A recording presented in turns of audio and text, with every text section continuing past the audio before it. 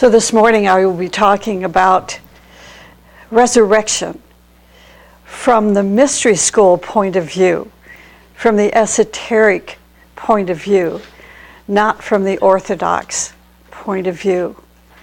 Easter and resurrection. After the talk this morning, then we will be celebrating Holy Communion. So for those of you that are on our streaming live broadcast, it will depend on our technicians back there whether they're going to let you see the communion service or not. If they opt out not to do that, then they're going to pan the camera over so you can see the pictures. Last time we did this, we had some concerns from our remote audience, thinking that something had broken down. But that's not the case. It'll be up to the technicians. I had the most wonderful experience this morning. This is just kind of a side note. Sunday mornings, I always drive over to Starbucks and get a little drink. That's the beginning of the Sunday activity day. So I went up as usual, drove around because it's a drive-in. And when I got to the window to order my little drink, the, what do you call them, the barrister at the window said, "The person in front of you has paid for your order this morning." It was so beautiful. I was so excited. So I said, "Well, then let me pay for the one behind me." It was a wonderful, reminder of how beautiful humanity really is, on this Easter day. Sometimes when we think about resurrection, we think about nature and we think about spring. Other times we relate to the subject of resurrection when we think about Christ. And it really does seem like a very big mystery, or maybe even a secret. But as we learn in the mystery tradition, that there is nothing secret about it. It is a natural process, the process of resurrection. It is a natural process for our divine spark. Our divine spark, which is living in the atom, it slowly proceeds on the way of enlightenment, victory, and expansion.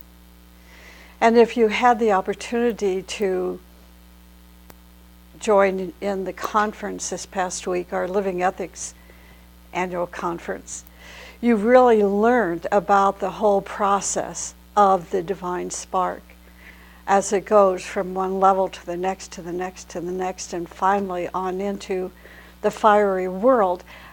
This is the process of resurrection. That is the process of resurrection. Resurrection is a process of enlightenment. It's the process of victory. And it is the process of expansion.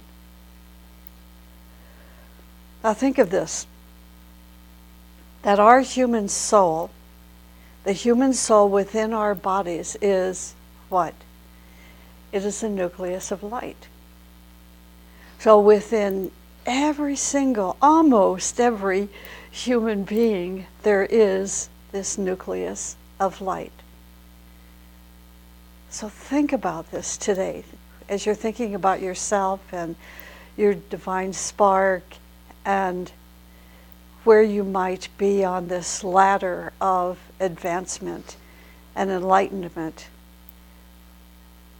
Think about the fact that you are a nucleus of light.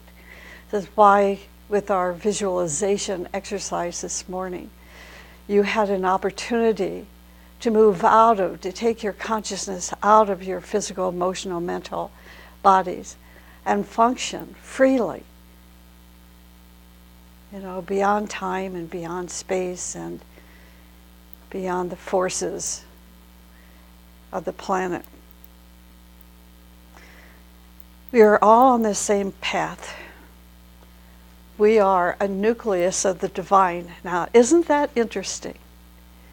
Isn't that really interesting to think about? At least It is to me when I was first introduced to this idea, to think that, wow, I'm a nucleus of light.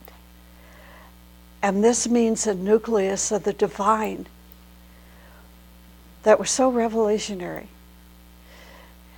For esoteric students particularly, it's not so revolutionary.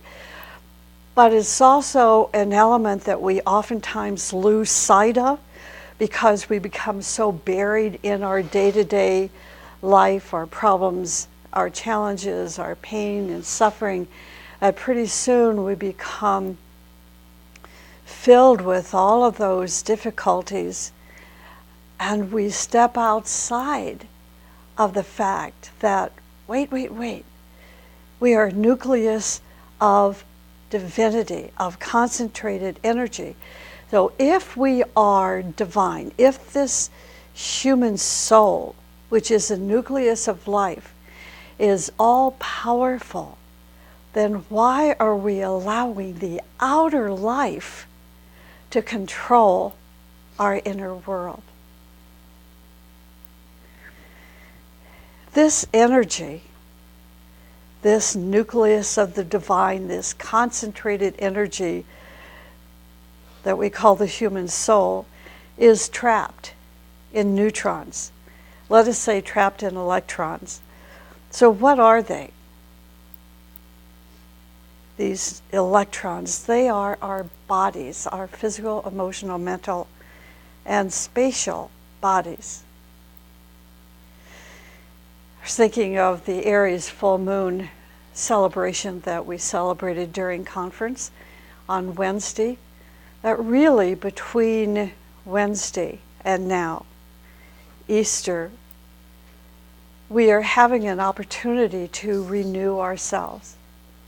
I know some of you are experiencing that, have been experiencing it based on what you've been telling me. To renew ourselves means to gain victory over these limitations. This is very real.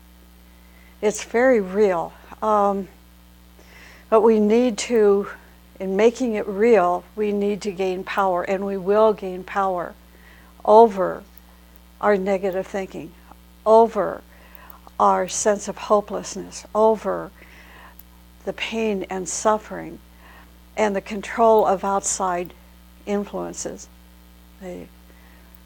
That control, we're going to overcome that control over our day-to-day life and give the power to this nucleus of light that is within us, so we can renew ourselves.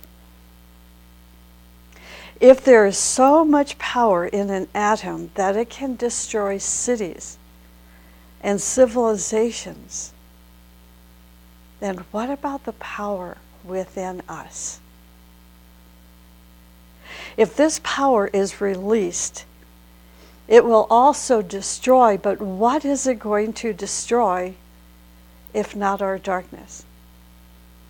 Our limitations, our glamours and illusions and pollutions, and it will also illuminate galaxies. So every one of us is going to try to reach resurrection, right? Okay, now, what I'm asking you to do, what the teachings are inspiring us to do, is to walk against the flow of common thinking, that we are sinners, that we will never get anywhere unless, and then they fill in the lines of after unless with their dogma and doctrines. We have a lot of memories to erase that are filled with illusion and a distortion. And this is why it's not such an easy path to follow. And this is why we are on a path that tells us we will reach a point in this resurrection process of crucifixion.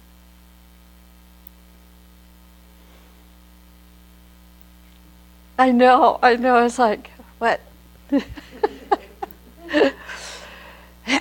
But it has taken us many, many ages to reach this point. And to reach that point means to undo what we have done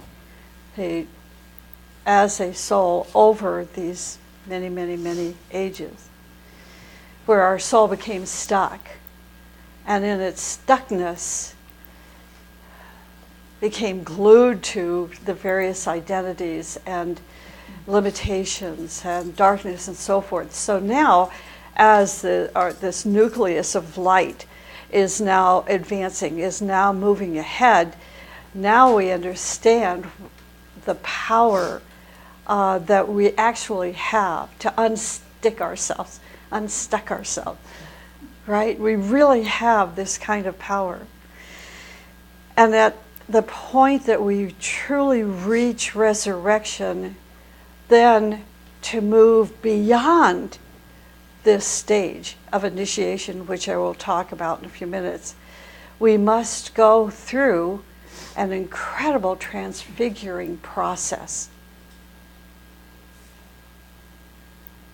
which is called crucifixion. So crucifixion is explained as pain and suffering, but if we penetrate into the depth of crucifixion, we will see that it truly is the most joyful event that has happened and is going to happen. Why is it joyful? It is joyful because in that moment of crises and tension, we are finally releasing and finding our freedom. Are you feeling this the way I am? The joy of this? We are told that at the time of crucifixion, the bliss, at the time of crucifixion, the bliss that is within us pours down into our soul and prepares us for resurrection. That is the highest joy, that is the highest bliss that we can feel.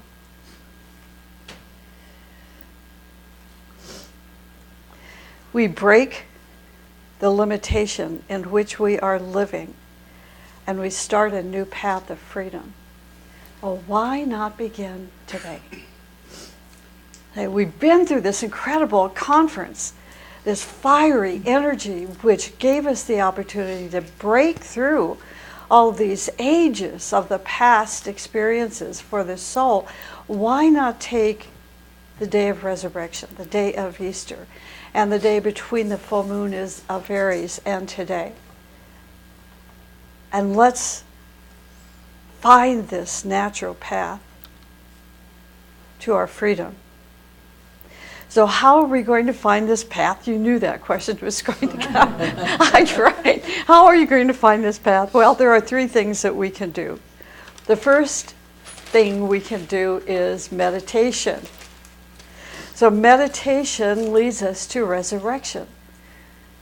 Remember, this is the esoteric tradition now. We're talking about the tradition of the mystery schools. And every single mystery school tradition, they focus on the importance of meditation.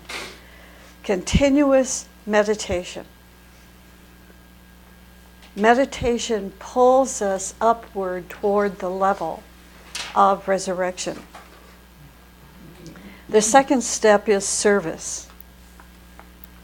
Or meditation, the first step, the second step being service, which is the urge of the spirit within us to radiate out, to break the walls.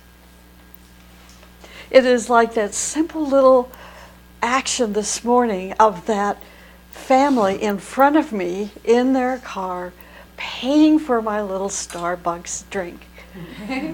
It was an act of selfless service. And it changed my whole point of view of where I was headed. It was so lovely.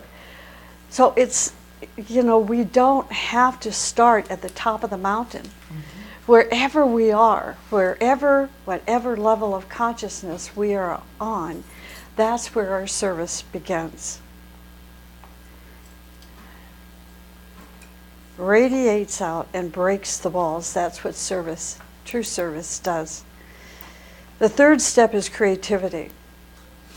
So we have meditation, number 1, service, number 2, and creativity, number 3. Creativity is the ability to manifest the level that you have reached. It is the ability to manifest the level that you have reached. When our consciousness expands in planetary and solar and galactic levels or dimensions, there is so much in us. There is so much beauty and glory within us that we want to manifest it. We cannot live a life of ugliness any longer. It's painful. So that means then as we radiate this nucleus of light, this nucleus of power, this nucleus of love, we are service. We are engaged in service. We are changing, truly changing the environment. It is like our beautiful new sanctuary. We are changing the environment of this area and then the community and then further out into space, because at the same time we're advancing our consciousness. And so again, creativity is the ability to manifest the level that you have reached. We want to build a path for others to tread upon and to reach resurrection. And when I say we, it's not just the we here. I mean, we have another very large group in Arizona that's going to be holding their conference in the next few days.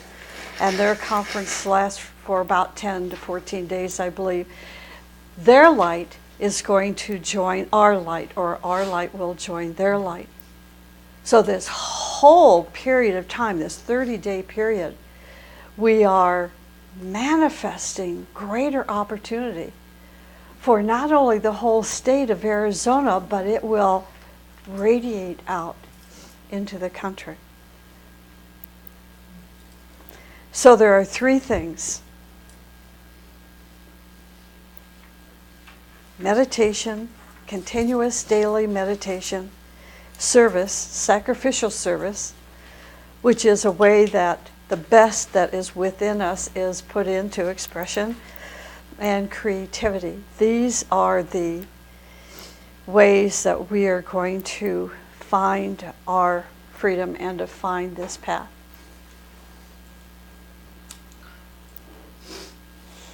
Now, there's another step.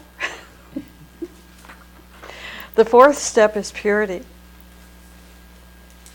Try to purify your body with good health. And of course, food, the right food, purifying food. There's so much available to us today to know what kind of nutritional program will purify our physical bodies, right? So don't put it off till tomorrow. Just start. And the other thing is, don't be fanatical. It must be a natural program. If it's fanatical, if it's unnatural, then our body will rebel. Eventually will rebel. So we want to purify our body as much as we can, and also our emotions and our mind. And this is why. So we can become a chalice of the flame, and that flame is going to shine and radiate. And that will be you. The radiation of the flame and the chalice.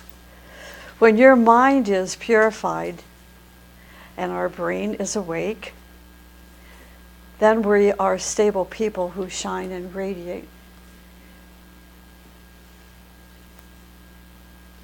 We are no longer like a yo-yo, where our emotions are up one day and down the next.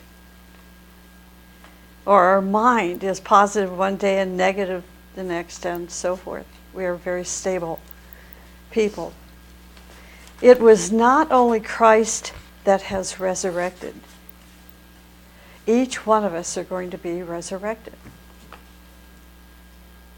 One day when we meet in the higher worlds, in the higher dimensions, we will congratulate each other and we're going to say, we did it.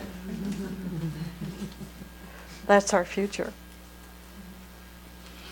This is going to be difficult to do because we are going to fight against our limitations. I know many of us are engaged in that battle. We have been for quite some time. But in relationship to the whole of time, that our divine spark, this nucleus of light, has been reincarnating on this wheel of rebirth, then the number of years that we have been engaged in this battle is very short. Just to you, it seems like you've been undergoing this process for a long time, but not really. See, not really. What makes it seem, I think, at least based on my own experience, what makes it seem like it's been such a long time is the spiritual tension that it puts us under. So when you think about it, when you think about spiritual tension, which increases the rotation of the atoms around the soul, we are told that what is actually happening is that we're not just cleaning up the debris of this life, but many, many lifetimes. So we are paying the karma of several incarnations. So that's what makes it seem like, wow, such a long time. Every day seems like maybe 64 hours. And then in another sense, it seems like a minute. So we're going to continue to fight against our limitations. And so what do these limitations do? I think this may come as a surprise to you. These limitations create momentum. Not only tension, but momentum. And in the tension and momentum, they create crises. They increase tension within us so that we can break these limitations.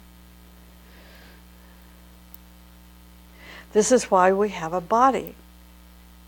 This is why we have limitations of emotions. This is why we have limitations of the mind. But each limitation is a dam that is collecting water so we can be a waterfall. Isn't that beautiful? Do you feel better already? Yay! Okay, absolutely. So how does this process naturally happen? First, we are concentrated in our sacral center. The sacral center has two sides. One side is the pleasure side. The other side is the creative side, which obeys nature, the laws of nature. If we conquer our sacral center, we take the first initiation. If we conquer the sacral center, we take the first initiation. We cannot take the first initiation until we conquer this sacral center. We can have an encyclopedic mind, encyclopedic knowledge, great fame, great positions, but we are still going to be a human animal soul. And this is a phrase from the Agni Yoga teaching. We will still be a human animal soul until our sacral center is controlled. When it is controlled, we can take the first initiation. So step by step, we are going up. When we have paid our karmic debts, whatever wrongs we did in that particular center, in that sacral center, when we have purified it, And when we have used it creatively according to the laws of nature, our divine spark, focused in the sex center, travels up to the solar plexus. From the sacral center to the solar plexus.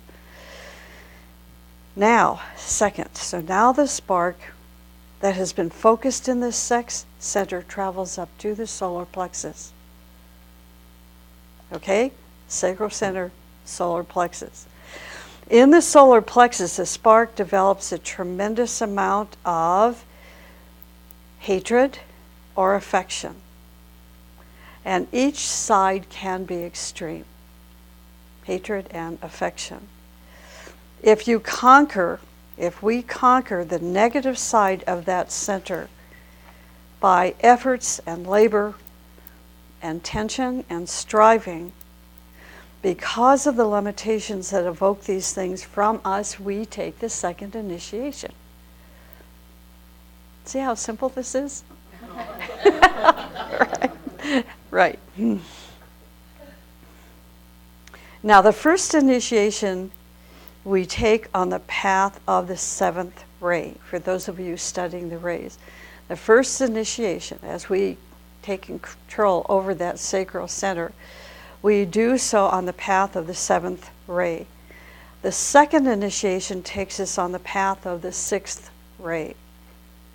So this says something. To take the second initiation, we are brought closer to resurrection. Okay? Okay.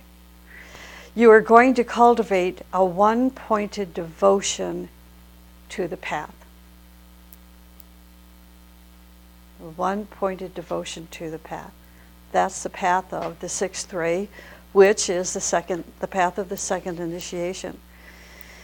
When you become a second-degree initiate, you need to ask yourself, what is one-pointed devotion? It is when you apply, to the best of your ability, the teaching. To apply the teaching, put the teaching into your life.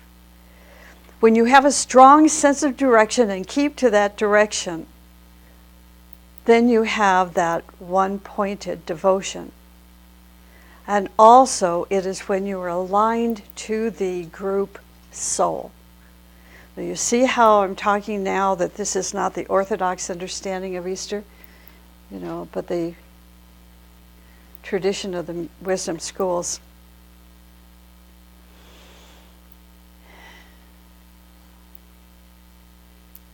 Then we develop that center and use it for group consciousness and inclusiveness. Then we move up to the Ajna center. When our consciousness is in the Ajna center, we start learning the secrets of discrimination. And if we conquer all wrong paths that open in front of us, if we conquer them, then we pass through the third initiation.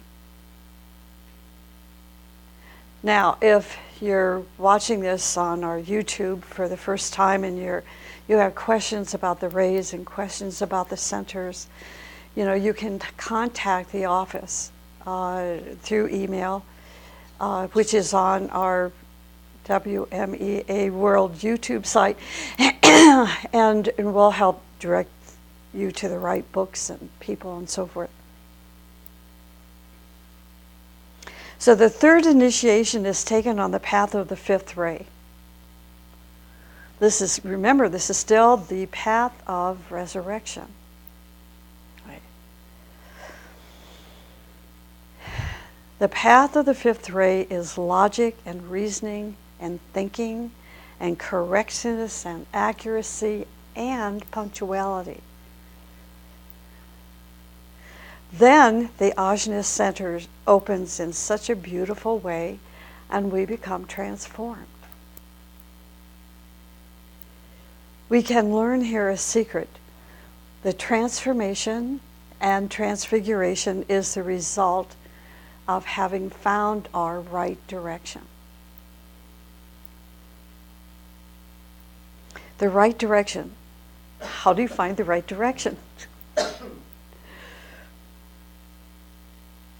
It is found by studying and examining and analyzing and synthesizing all of those 4 points. Studying, examining, analyzing, and synthesizing. It is a heavy work because we are going to release the divinity within us that is imprisoned within the walls of our own nature. The walls are matter and emotion and glamour and illusion and vanity and ego and separatism. So when we conquer the Izvara Center, that 3rd initiation on the 5th ray path, then we can go forward until we conquer every string of darkness that is coming out of our heart. We will never enter into the next initiation, which is the 4th. Eventually, our heart must radiate pure, golden, white light. The heart is taken by the energy of the 4th ray. So that means that the 4th initiation is taken in the heart. The ray comes and hits our heart, and the heart blossoms. So look at the symbolism of spring. And all the trees, like our plum trees, are in such beautiful array of colors now. Full blossom. If you're looking at the plant in the back of the room today, it's gorgeous. It's huge. It's full of blossom. Look at this flower arrangement. All the signs are around us of the heart blossoming, of this 4th initiation. When our heart blossoms, we manifest of the living spirit that is within our heart. The self within, this is the capital S, self within. We have made the strongest breakthrough now because we have conquered a limitation that is the strongest one. The heart ties and the heart releases. So every attachment is from the heart. If it is limiting us, we must break it. We see that the path of resurrection then is building and destruction. Building and destruction, going on higher and higher and higher levels. Now we have finished the heart, and we are going to take the next or 5th initiation. It is here we become a master of the wisdom. This is when the 3 fires of the base of the spine are now in full circulation. This is why I was saying earlier during conference that when you're in meditation, if you're sitting on a chair, don't put your back up against the chair, because at some point all 3 of these fires, does that look right? Will be in full circulation, and you don't want to impede that energy. The 6th initiation is taken in the throat center. The 5th in the heart, the 6th in the throat, the creative center. The throat center is the creative center. The 6th initiation uses the 3rd ray. If we conquer this, then we are going to take the next, which is the 7th initiation, which is penetration into the head center. In the head center, we become a 7th degree initiate, and it is taken on the 2nd ray. The 2nd ray, of course, is compassion. The last drops of darkness and hatred and malice and treason and anger and fear and jealousy and revenge must now disappear. We must be the compassionate one. We will see everything, but we will have the love that loves the spirit in every one. Now, just a little side note here, and we are going to go over it this morning, time-wise, is that we're going to see and experience reflections of all of these initiations, starting with the first, then the second, then the third, the fourth, the fifth, the sixth, and finally the seventh. We don't all of a sudden, once you take the third initiation of transfiguration, then become it. So it is like, this is why we call discipleship a process of training. You know, we're training and releasing that divinity, that nucleus of light, our unfolding human soul, you know, into greater and greater, releasing greater and greater potential. So by the time we get to the second initiation, or the third, or the fourth, or the fifth, these centers are already in motion, but not in full blossom yet. Okay? Okay.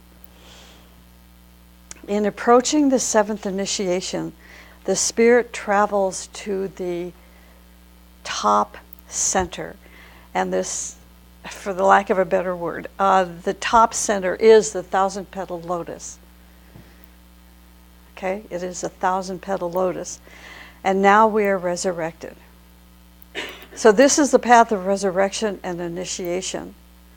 To do these things, we are going to, day after day, renew ourselves, having the goal of resurrection. If there is no resurrection, then everything is in vain. So the whole teaching of Christ, the whole teaching of the great ones, is for one thing: to teach humanity how to resurrect itself and not how to destroy itself. This is why Christ said something very, very beautiful. He said, "If I am risen, I will take you and pull you up." Each human being that is registered creates a stream, a river of light into the minds and souls of the people, makes them advance on this path of resurrection.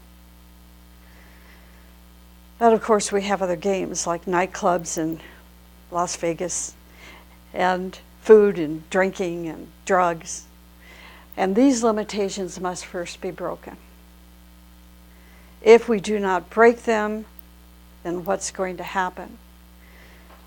What will happen, let us say at 5 minutes past 1, for example, the train must come. After 2 minutes, it will have passed. It has departed. Then the next one will come, and the next will go. Then the ship and the airplane. It is all very well planned and very well synchronized. If we are too late for our resurrection, what's going to happen? The Orthodox religion doesn't tell us about these things, but the teaching does. If we do not reach resurrection in the 7 globes, then we become annihilated. So now we're getting into the teaching of theosophy and the deeper teaching of the ageless wisdom. This means that we as a spirit dissolve in the forces of chaos. So they're just telling us what, our choice is: resurrection or chaos. The day, are we happy? Everyone is so somber. It's like, our joy is to have this knowledge. Our joy is to have this freedom of choice. Okay. So the day of resurrection is now. We are going to start from now, and we're not going to lose 1 minute working for our resurrection. So we have 4 things to do. 1, meditation. 2, service. 3, creativity. And 4, Purification. purity. Absolutely. And that's it. Okay.